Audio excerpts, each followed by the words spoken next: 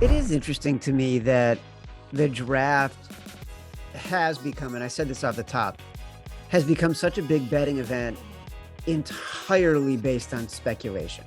And Simon, you're connected, you are a professional bettor who pulls from a lot of sources, and you work with a lot of sources, work with a lot of other bettors who have different coverage areas, right?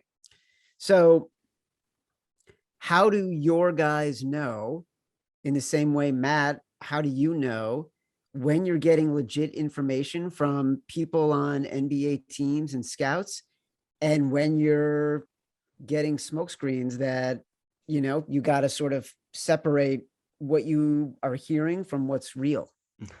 Trial and error. I mean, there's a lot of that, but I would say after a couple of years, honestly, it's not like you need a huge group of guys. You just need the right guys. So I would say when NBA, there's certain people that I talk to when they speak, I listen. And then when you see things certain fall into place, and they said it a couple of weeks ago, that's when, again, after years of doing that, you're just like, okay, I don't need to listen or read all these other guys. I can literally talk to this one guy and get pretty good information, because the NBA is more unique. I mean, again, the NFL is the NFL Combine. That's where a lot of good information comes on the draft. The NBA has the Vegas League. They have all these parties where they get together, especially the NBA final parties. So apparently there's just so much information that's trafficked like in these last couple of weeks, where that's different than the NFL. The NFL has a long break until we have our draft. So that's why it's really cool watching this in live time, because again, we can just say it's all smoke.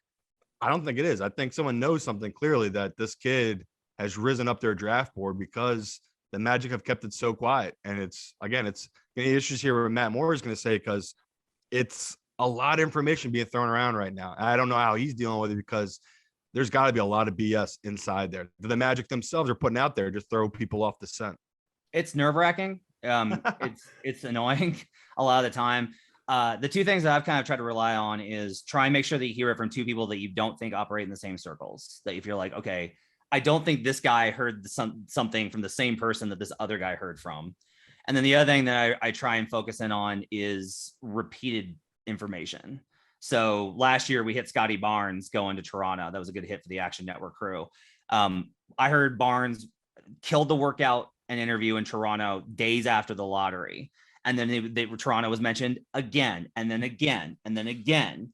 And it was in the midst of all this, like, it could be this, it could be this, it could be Toronto could go here. Toronto's looking to trade the pick. But the one piece of information that kept coming through was they really like Scotty Barnes.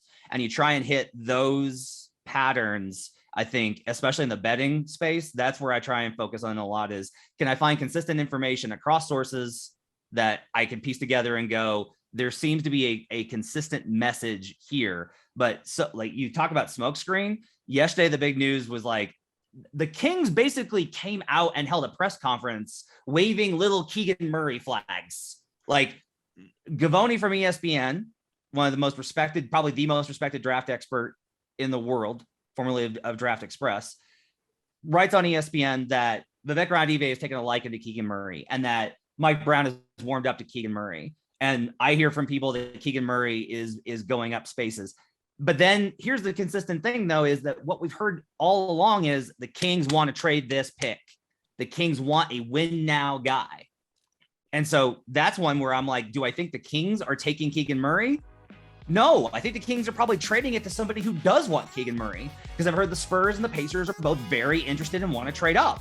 And so they're trying to drive up that price, and trying to sort through these things is really difficult, because everyone is slinging something right now, and you're just trying to duck and not get hit with a piece of the feces.